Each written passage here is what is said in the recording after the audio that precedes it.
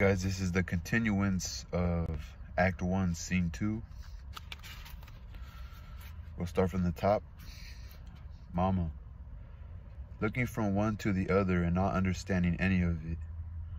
Well, that's nice. You must come to see us again, Mr. Asagai. Asagai.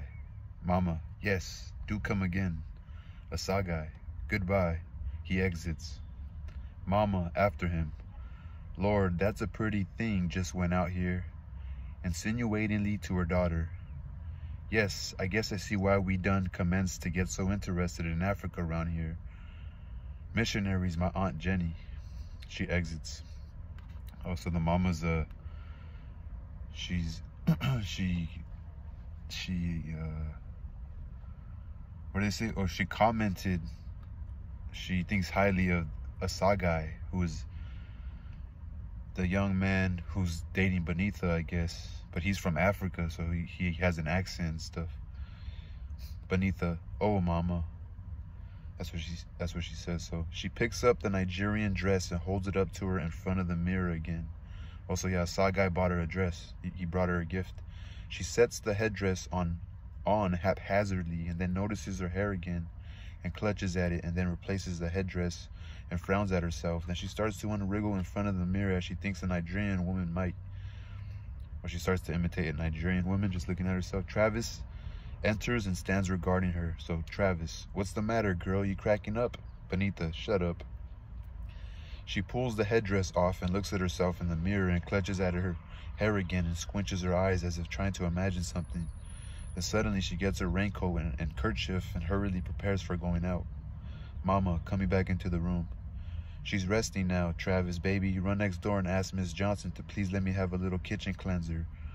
This here can is empty at Jacob's kettle. Travis, I just came in. Mama, do as you told. He exits and she looks at her daughter. Where you going? Benita, halting at the door. To become a queen of the Nile.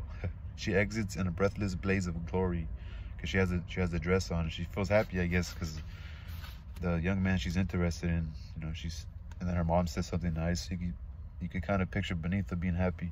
Ruth appears in the bedroom doorway. Mama, who told you to get up? Ruth, ain't nothing wrong with me to be lying in bed lying in no bed for. Where did Benny go? Mama, drumming her fingers. Far as I could make out, to Egypt. Ruth just looks at her. What time is it getting to? Ruth, 10:20, and the mailman going to ring that bell this morning just like he done every morning for the last 10 years. Travis comes in with the cleanser can. Travis, she say to tell you that she don't have much. Mama, angrily, Lord, some people I can name sure is tight-fisted. Directing her grandson. Mark 2 cans of cleanser down on the list there. If she that hard up for kitchen cleanser, I sure don't want to forget to get her none.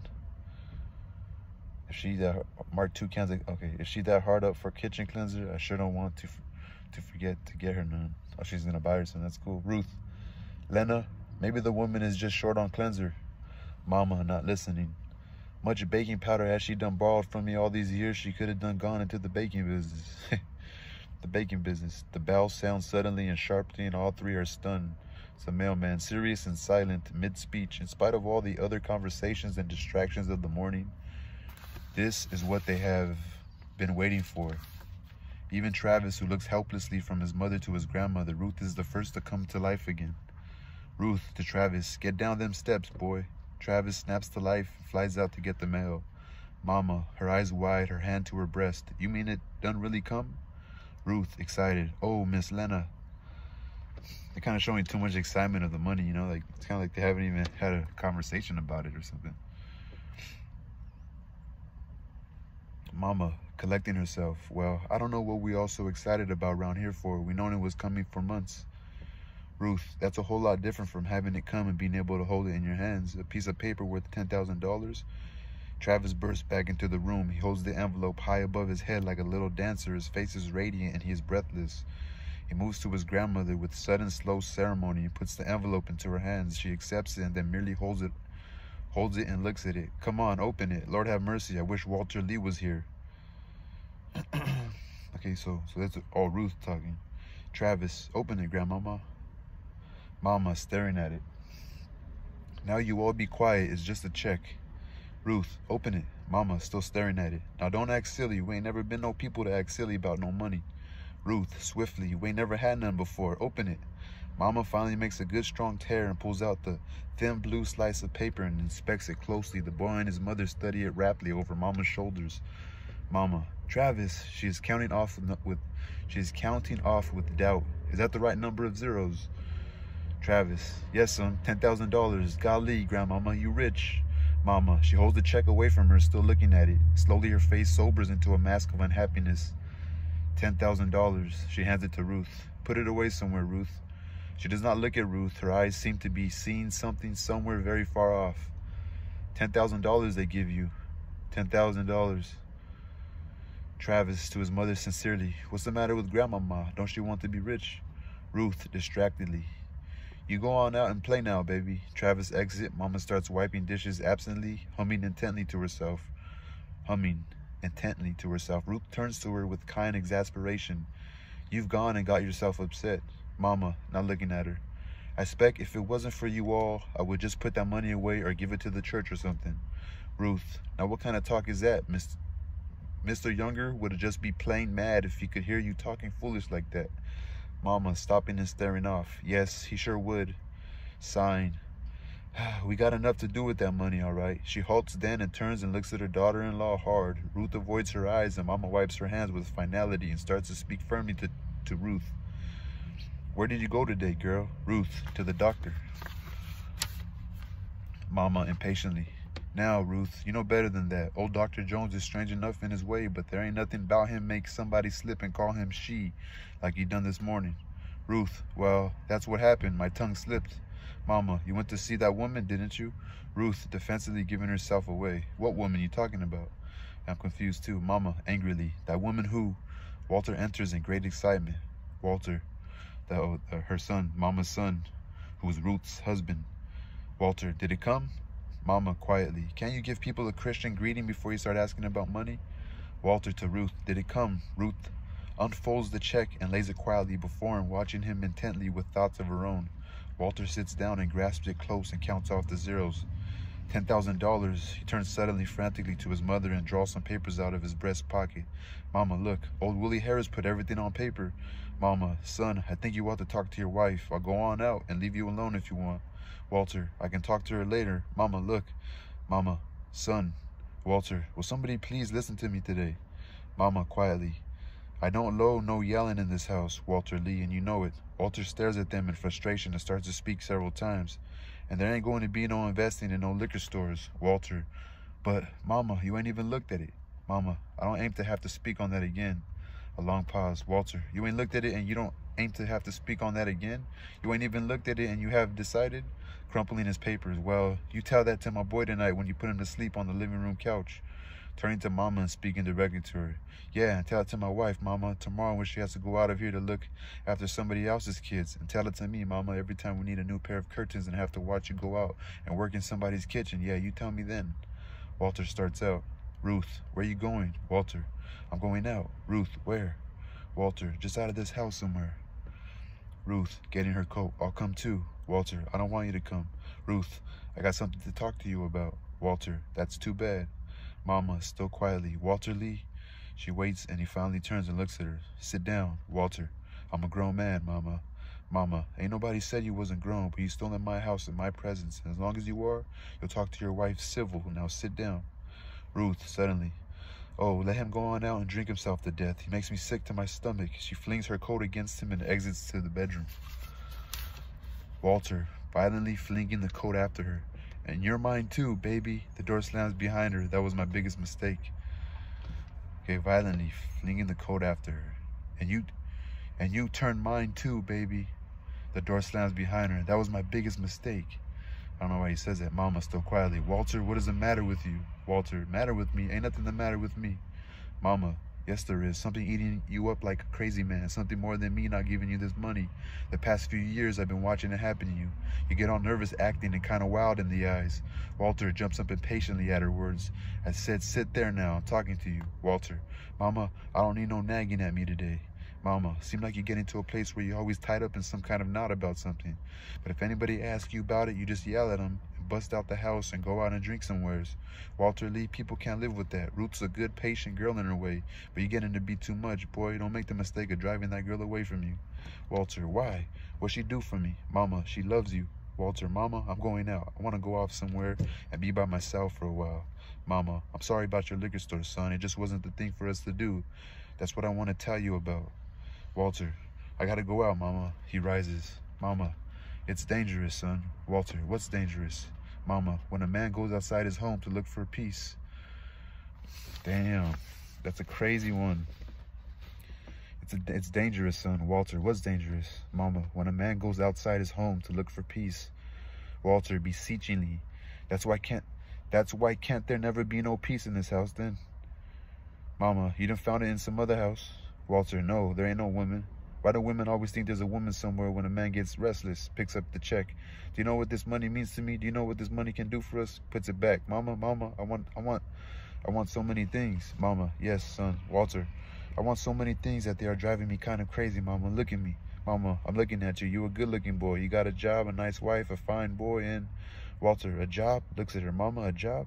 I open and close car doors all day long. I drive a man around in his limousine and I say, yes, sir, no, sir, very good, sir. Shall I take the drive, sir? Mama, that ain't no kind of job. That ain't nothing at all. Very quietly. Mama, I don't know if I can make you understand. Mama, understand what, baby? Walter, quietly. Sometimes it's like I can see the future stretched out in front of me, just plain as day. The future, Mama, hanging over there at the edge of my days, just waiting for me. A big looming blank space full of nothing is just waiting for me.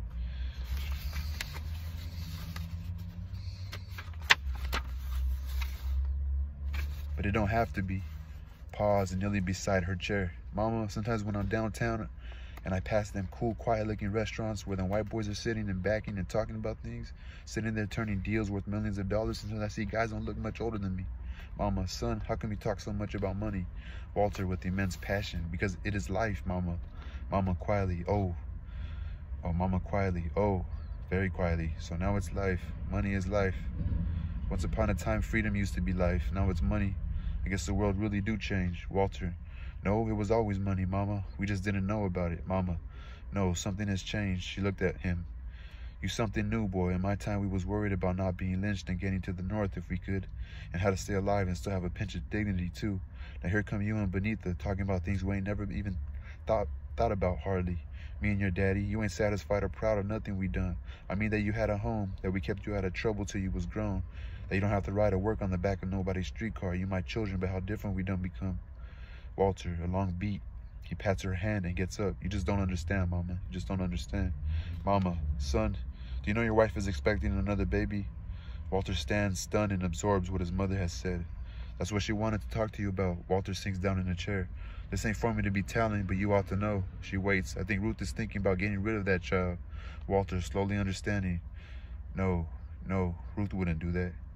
Mama, when the world gets ugly enough, a woman will do anything for her family. The part that's already living. Walter, you don't know Ruth, Mama, if you think she would do that. Ruth opens the bedroom door and stands there a little limp. Ruth, beaten. Yes, I would too, Walter. Pause. I gave her a $5 down payment. There was total silence as the man stares at his wife and the mother stares at her son. Mama presently, well, tightly, well, son, I'm waiting to hear you say something. She waits. I'm waiting to hear how you be your father's son. I'm waiting to hear how you be your father's son. Be the man he was. Pause, the silence shouts. Your wife says she's going to destroy your child, and I'm waiting to hear you talk like him and say we are people who give children life, not who destroys them. She rises. I'm waiting to see you stand up and look like your daddy and say we done give up one baby to poverty and that we ain't going to give up nary another one. I'm waiting to see you stand up and look like your dad and say we done give up one baby to poverty and that we ain't going to give up nary another one. I'm waiting. It's a powerful little scene, huh? Walter, Ruth. He can say nothing. So he just looks at Ruth, says Ruth, but he can say nothing. So Mama, if you a son of mine, tell her. Walter picks up his keys and his coat and walks out. She continues bitterly. You are a disgrace to your father's memory. Somebody get me my hat. Damn. That's the end of Act 1, Scene 2. Now we're going to be on Act 2 now. So at the beginning of that, when like Benita was having a moment with with Benita is Walter's sister. With Asagi, I'll say Asagi, the African boy. I don't know if he's a boy. I think Benita's 20, so he's a young man, the African young man. I found it to be kind of boring, but I could see like the women author to put that kind of young love and like, I don't know, like I said, I talked about the perspective on the last video, but it was kind of boring, and I'm glad that I took a little break, and then at the end of it, because scene 2 consisted of Benita and Asagi, I guess inside the house, having, you know, he gave her a gift, he gave her the African dress, you know, then mama, her mom, I think it's her mom, yeah, her mom comes in, and she meets Asagi, she likes him, has that scene, and then like Travis, which I think is Walter and Ruth's son, I think he ends up coming in, and like mama sends him on a, you know, a little like to go do something, some sort of chore, and then he gets sent when the mail arrives. By that time Ruth is already in the house. She gets up. So scene 2, it was boring at first, that little interaction between Asagi and Benita, but it's, I mean, you can get perspective from it. I like the way it ends right now, and the way like she says like it's dangerous. The mom says it's dangerous, and the son Walter says what's dangerous? When a man has to leave his home to go find peace. Like those little scenes, and like turned out to be a decent book. And plus I'm faded, so I started to read, and it kind of just kept my head focused on this story. It was pretty dope, and as opposed to being in my thoughts. So peace, y'all. It's game day when I upload this video.